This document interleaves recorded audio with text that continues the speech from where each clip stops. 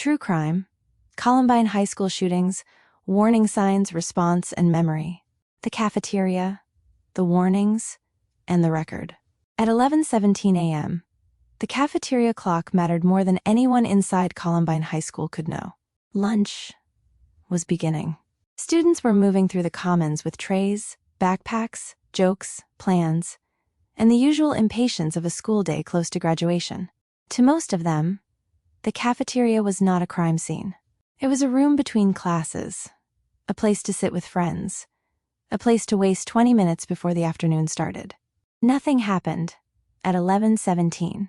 That failure was the first hidden turn in the Columbine case. The ordinary clock did not sound an alarm. It did not explain the duffel bags beneath nearby tables. It did not tell the students above and around them that the first version of the day was already wrong. This is the story of how Columbine became far more than a shooting, and why the public shorthand still misses the center of it. The attack did not begin with gunfire. It began with plans, missed signals, failed bombs, first assumptions, delayed understanding, and a school trying to interpret danger through the language of an ordinary Tuesday. Official records say the attack happened on April 20, 1999, at Columbine High School in Jefferson County, Colorado, where 2 students killed 12 students and 1 teacher, wounded others, and died by suicide before they could be arrested. The question is not only what happened inside Columbine, it is why so much was visible before it happened, why so much was misunderstood while it happened, and why the name still carries a warning that has never become simple. The life before the case. Columbine High School sat in the unincorporated southeast part of Jefferson County, west of Denver, in a suburban area often folded into the public name Littleton.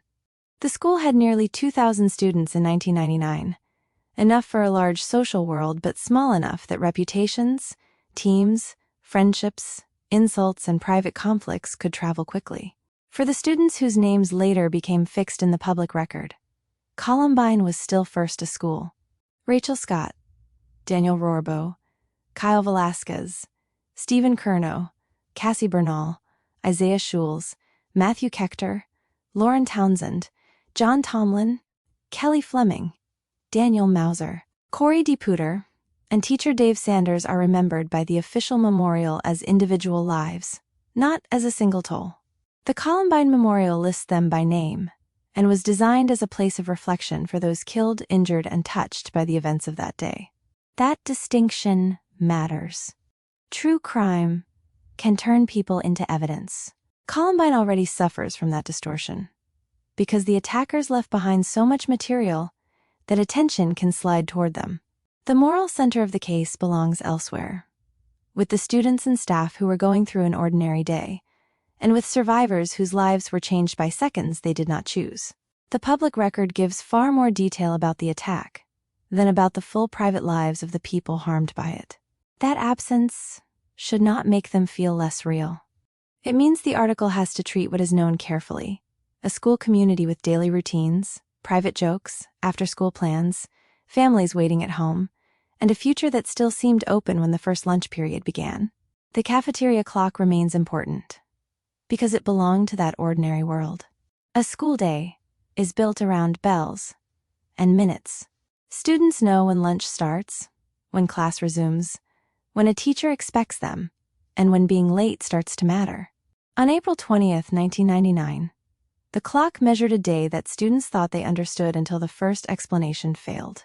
The people around them. The supporting cast at Columbine was unusually wide because the case moved through many layers at once: students, teachers, cafeteria staff, school administrators, sheriff's deputies, fire, and medical responders, parents waiting for information, investigators trying to separate rumor from fact, and later review bodies trying to understand what should have been done differently. 2 seniors, Eric Harris and Dylan Klebold, became the central perpetrators in the official record. Their names appear in FBI files, Jefferson County records, and later review reports because they planned and carried out the attack.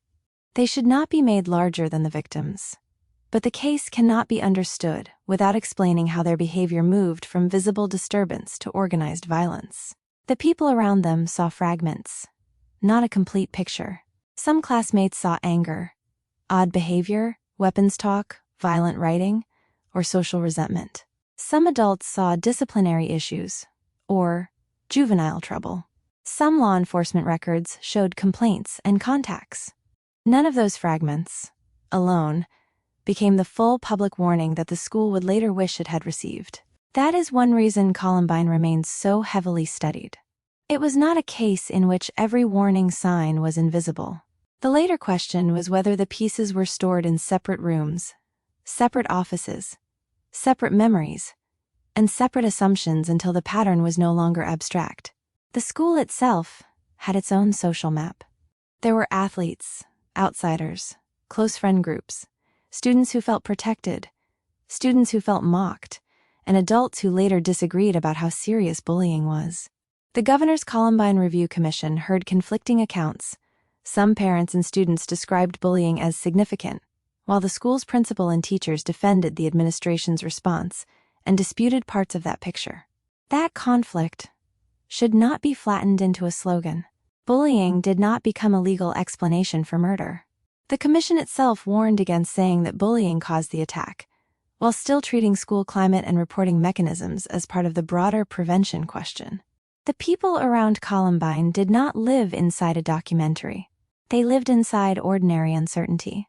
That is what made the early signs so difficult to read, and so dangerous to dismiss. The first cracks.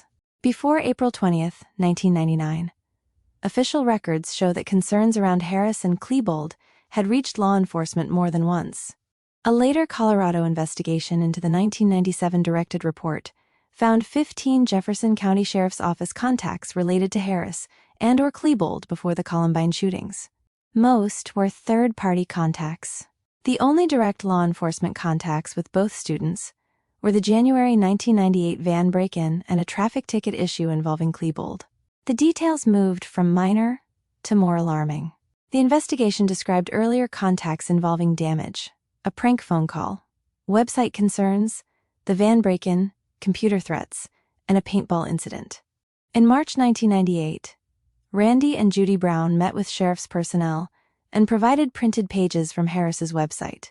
The report says bomb unit deputies looked at the material and noted a possible connection to a pipe bomb found near a bike path. This is one of the most important distinctions in the case. A warning sign is not the same thing as proof of a planned mass attack, but a warning sign can still require investigation, documentation, and communication. Columbine exposed the danger of treating separate concerns as separate concerns forever.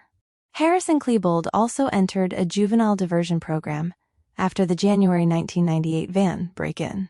The later review record says law enforcement knew they had been arrested and assigned to diversion, and that they appeared to have convinced their probation officer they had learned from the experience. That official impression existed beside other material, suggesting aggression and danger. What makes the pre-attack record so unsettling is not that one adult held the whole answer and ignored it. It is that multiple systems held partial information. School personnel knew some things. Law enforcement knew some things.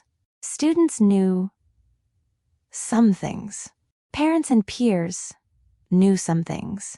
The Review Commission later wrote that many people had pieces of information before the attack, but no protocol allowed those pieces to be assembled and evaluated in one place. That is the first crack in the Columbine story. It is not only teenage rage. It is information without integration. The last ordinary movements. On the morning of April 20th, 1999, the attack plan was already in motion before most students knew anything had changed. The later official summary says the plan had evolved over roughly a year and centered first on destructive bombs inside the school, followed by gunfire against survivors running out, with car bombs intended to strike responders afterward.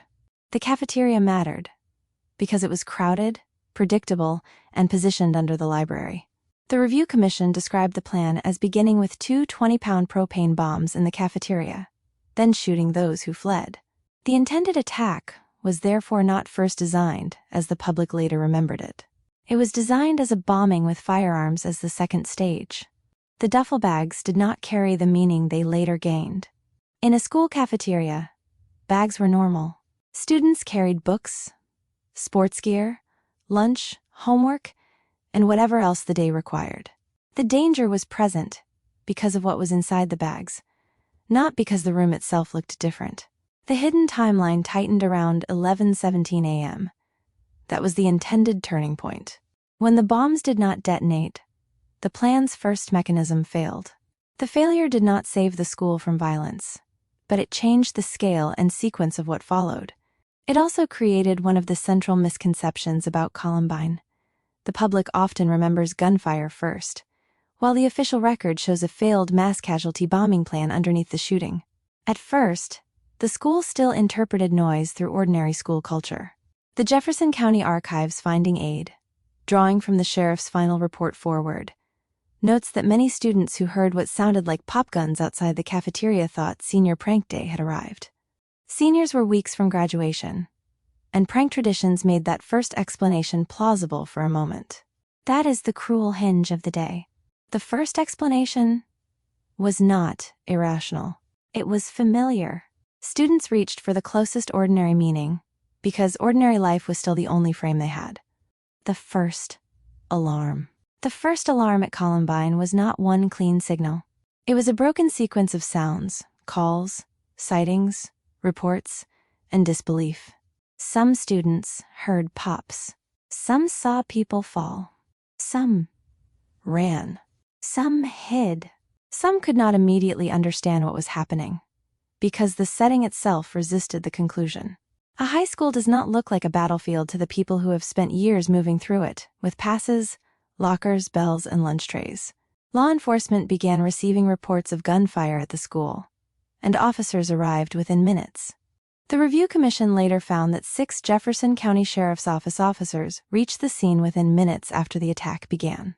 3 of them observed one or the other perpetrator and exchanged gunfire. Yet, an early response is not the same as a solved response. Columbine became a case study in the gap between arrival and control. Officers faced reports of shooters, explosives, injured students, unknown numbers of perpetrators, and a sprawling school building filled with terrified people. That uncertainty shaped decisions in real time, some of which later drew heavy scrutiny. Inside the building, the alarm was human before it was procedural. Students and teachers moved under tables, into classrooms, through exits, and behind whatever cover they could find. The record includes 911 audio, dispatch traffic, witness statements, diagrams, surveillance video, and thousands of pages of investigative material released in phases after the attack. The public would later ask why more was not done faster. That question is legitimate, but it must begin with the conditions responders faced: fragmented reports, active gunfire, explosives, wounded teenagers, fire alarms, poor visibility, and fear that the attack involved more people or devices than the first reports could confirm. The first alarm, therefore, created 2 tracks. One was survival inside the school. The other was command outside it. Columbine would be judged by both. The search for an explanation. The first explanation was a prank. It collapsed almost immediately. The next explanations were more urgent. An active shooting, a bombing attempt, a possible hostage situation, and possibly more than 2 attackers. The Review Commission noted that responders had to operate amid uncertainty over explosives, reports of continuing danger, and concerns that other people might be involved. Those concerns contributed to delays in confirming victims and processing the scene. Rumor filled the space that evidence had not yet occupied. In the hours after the attack, public information was unstable.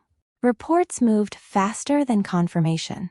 Early fatality estimates were wrong. At one point, the sheriff publicly gave an incorrect figure of up to 25 test dead. The Review Commission later traced that error to confusion, as the command post added estimates and life-threatening injuries to known deaths. This is one of the clearest examples of how a mass casualty event becomes distorted while it is still unfolding. The public wants a number. Families want certainty. Reporters want confirmation. Command staff want control. But the building still contained explosives, victims, survivors, and evidence, and the people outside did not yet have a reliable map of the truth. The search for an explanation also moved backward. Investigators had to ask what happened that day, but also what had happened before that day. They looked at writings, videos, weapons, bombs, school records, law enforcement contacts, witness accounts, and computer material. The official archive later described 23 CDs and DVDs containing digitized investigative files, recordings, images, and drawings released to the public. The central question sharpened: was Columbine a sudden eruption or the visible end of a long process? The answer mattered, because prevention depends on sequence. If a case is sudden, the lesson is mostly response. If it develops, the lesson includes recognition, communication, intervention, and secure reporting. Columbine forced the country to confront the harder possibility. The attack was not sudden in the way it first appeared. The evidence that did not fit. The evidence that did not fit the first public story was the scale of preparation. Official records and review findings described bombs, firearms, written plans, video material, and a broader objective than a hallway shooting. Jefferson County's record summary says Harris and Klebold's plans, recovered after the attack, had evolved over 1 year and included the intent to set off bombs inside the school, shoot survivors fleeing the building, and later detonate bombs in vehicles to target emergency responders. That evidence changed the shape of the case. It meant Columbine could not be explained only as rage in the moment. It was planned violence. It also meant that the failure of the cafeteria bombs was not a footnote.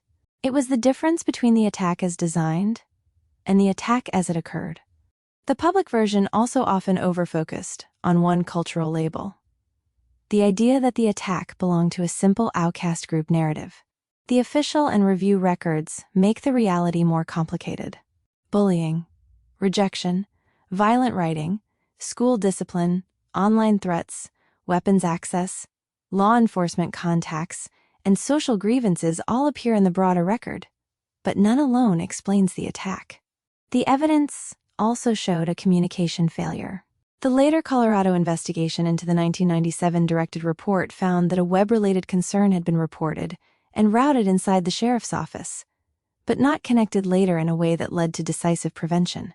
The Review Commission later framed the broader problem as one of scattered information. Many people held pieces, but there was no system to assemble them. That is why Columbine became larger than one school. It exposed the limits of informal memory. A student's disturbing writing, a parent complaint, a law enforcement contact, a website threat, and a juvenile diversion record may each seem incomplete alone. Together, they can create a different picture. The evidence did not give the public one clean motive. It gave the public something more useful and more uncomfortable: a pattern of planning and leakage that had not become intervention. The event at the center of the case. The event at the center of Columbine began with a failed mass casualty plan and moved into direct violence. The safest way to reconstruct it is through the official sequence. Harris and Klebold placed explosive devices in the cafeteria before the shooting began. The devices did not detonate as intended. After that failure, the attack moved outside and then into the school. Students and staff fled, hid, called for help, or tried to protect others. By about 11:30 a.m., the attackers entered the library, where 56 students, 2 teachers, and 2 library employees had taken refuge, most of them under tables after teacher Patty Nielsen told students to get down. Nielsen was still connected to a police dispatcher when gunfire and explosions could be heard. The library became the most concentrated killing site. The Review Commission's reconstruction states that the attackers moved through the room, taunted students, fired under tables, and killed or wounded multiple students in a period lasting about 7.5 minutes. The details are legally and historically important, but they do not need to be repeated graphically. What matters is that the library turned from refuge into the central evidence scene. The evidence could show movement, timing, weapons, victims' locations, witness accounts, and parts of what was said. It could not fully recover private thought. It could not turn every rumor into fact. It could not make the family's waiting easier, and it could not undo the delay between the attack's end and the full official understanding of what had happened inside. After leaving the library, the attackers moved again through parts of the school. By the time officers later reached the library, they found survivors, the victims killed there, and the perpetrators dead. The Review Commission records that officers entered the library at 3:22 p.m. Medical personnel later confirmed the deaths inside, including the two perpetrators. The legal meaning was stark. There would be no criminal trial of Harris or Klebold. They died before arrest. The official process became investigation, evidence release, civil litigation, review, prevention analysis, and memory rather than prosecution of the main perpetrators. That absence of trial is one reason myths filled the space. No jury heard a complete public case. No cross-examination answered every question. The public had records, tapes, reports, and fragments. The case was built from what survived. When the story broke open, Columbine broke open before the building was fully cleared. Students running from a school under attack created images the country could not ignore. Parents gathered without enough information. Police, fire, and medical agencies converged. Television helicopters and reporters turned a local emergency into a national event while the facts were still incomplete. The Review Commission later noted how command, communication, victim assistance, medical evacuation, and public information all became part of the case. It was not only an investigation into two perpetrators. It was an examination of how large systems operate under pressure when children are trapped, wounded, missing, or dead. The story broke open again when the records began to emerge. The Jefferson County Sheriff's Office released its final investigative report on May 15, 2000, and later made digitized investigative files, documents, recordings, images, and drawings available to the public. The current Sheriff's Records page describes releases ranging from the final report and video recordings to 911 audio, dispatch communications, lab reports, warrants, and documents seized from residences and vehicles. Those releases gave the public more than a timeline. They revealed the attack's architecture. They showed planning, missed signals, tactical confusion, and a far broader evidence universe than the simplified public story allowed. The story also broke open through the review process. Governor Bill Owens created the Columbine Review Commission by executive order in January 2000. The commission examined law enforcement handling, school safety protocols, emergency medical response, victim assistance, prevention factors, and other issues tied to the attack. Columbine therefore became a public case in 3 waves. First came the emergency. Then came the investigation. Then came the post-mortem on institutions. The public remembered the name. The records asked a harder question. What should have been recognized before the name became history? The case built from fragments. Columbine was built from fragments because there was no trial to force the evidence into a single courtroom sequence. The fragments included cafeteria surveillance, 911 calls, dispatch audio, witness statements, school records, writings, videos, weapons evidence, bomb analysis, computer material, and later review findings. Jefferson County's archive describes investigative files organized by physical location at the time of the shootings, including library witnesses, cafeteria witnesses, science witnesses, hallway and office witnesses, and first responders. Each evidence strand had limits. Witness accounts came from trauma, confusion, hiding places, distance, sound distortion, and fear. CCTV showed parts of the school, not every private movement. Writings and videos showed planning and grievance, but motive remained broader than any one sentence.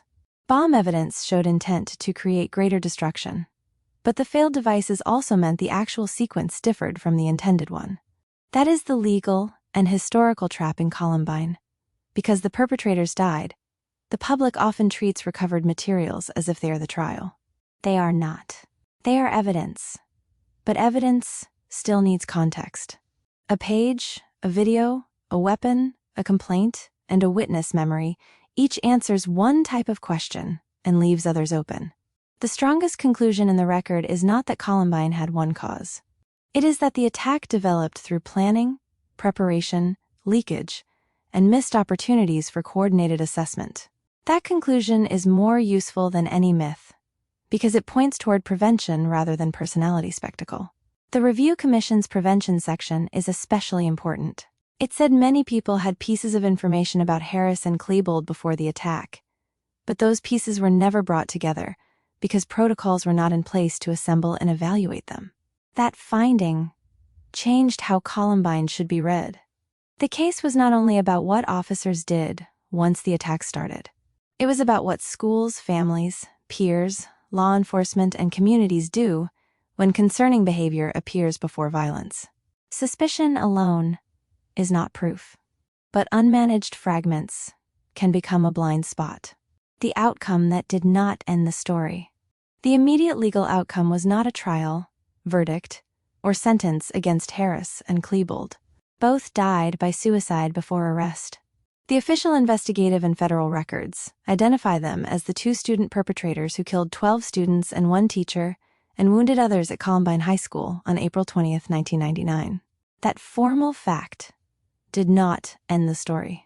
In some ways, it prevented the story from having the kind of legal closure the public expects. There was no guilty plea, no witness, cross-examination of the main perpetrators, no sentencing hearing where families could face them, no appeal. Instead, the outcome moved into records and review. Jefferson County released the final report and later records. The Governor's Commission issued findings and recommendations. A separate Colorado investigation examined the 1997 directed report and related contacts, including what law enforcement knew before the attack and how certain material moved through files. The legal meaning is plain.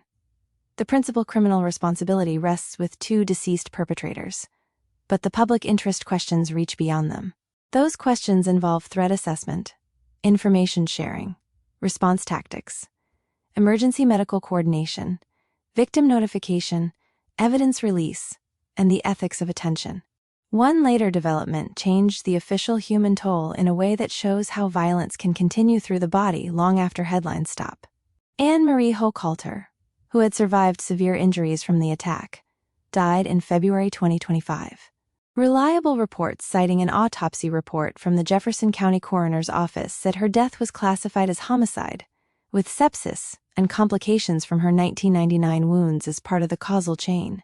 That update matters, because Columbine was never only a date. For survivors, families, teachers, responders, and relatives, the event did not end when the gunfire stopped. The legal record can close one category of case while leaving physical, psychological, and social consequences in motion. The outcome did not end the story because Columbine's aftermath became part of the case itself. The aftermath people still argue about. The aftermath of Columbine has never settled into one agreed meaning. Some focus on school safety. Some focus on guns. Some focus on bullying. Some focus on mental health. Some focus on police tactics. Some focus on media coverage and the danger of giving perpetrators a template.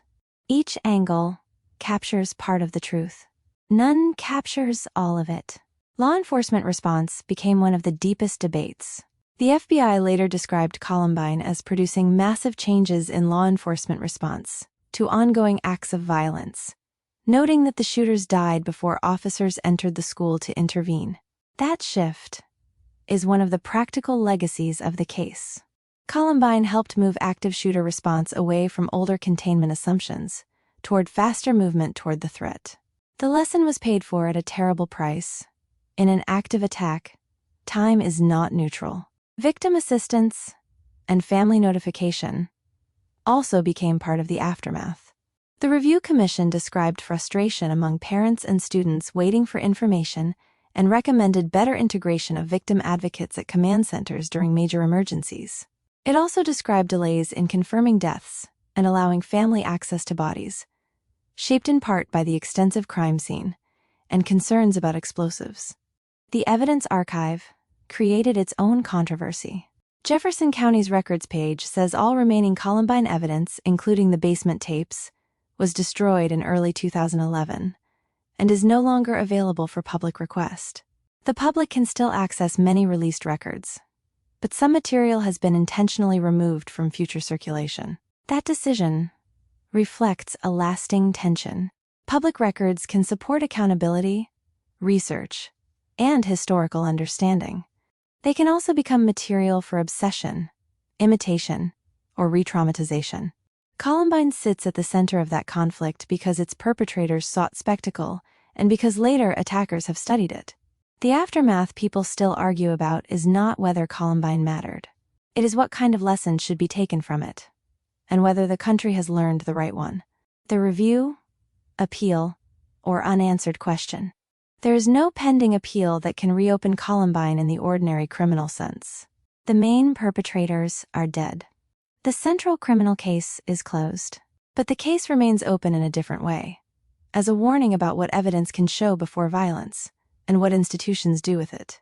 The Safe School Initiative, issued by the U.S. Secret Service and the U.S. Department of Education in 2002, studied targeted school attacks and asked whether signs of planned violence could be known and whether prevention might be possible. The government summary describes the report as examining targeted school violence and discussing characteristics, planning, signaling, attack behaviors, and implications for threat assessment. That is the most important unanswered question Columbine left behind. Not whether the two perpetrators were responsible, but whether the path to violence can be interrupted earlier. The Review Commission's answer was not a simple profile. It did not say schools should suspect every isolated student, every angry teenager, or every student who wears black clothing. That would be both unfair and ineffective. The better lesson is fact-based assessment. Listen to specific threats, document concerning behavior, connect information across systems, create reporting channels, and treat leakage seriously without turning suspicion into panic. The Colorado investigation into the 1997 directed report reinforces that lesson. It found contacts, complaints, records, and a web-related warning, but also a failure to convert those fragments into prevention.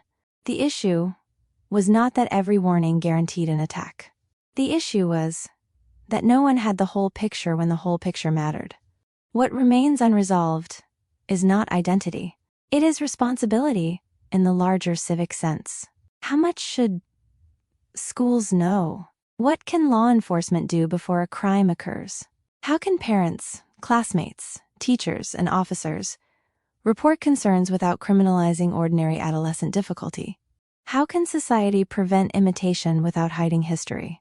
Columbine's lasting question is uncomfortable because it has no single owner. It belongs to every system that sees a fragment and decides whether to pass it on. Why this case still matters.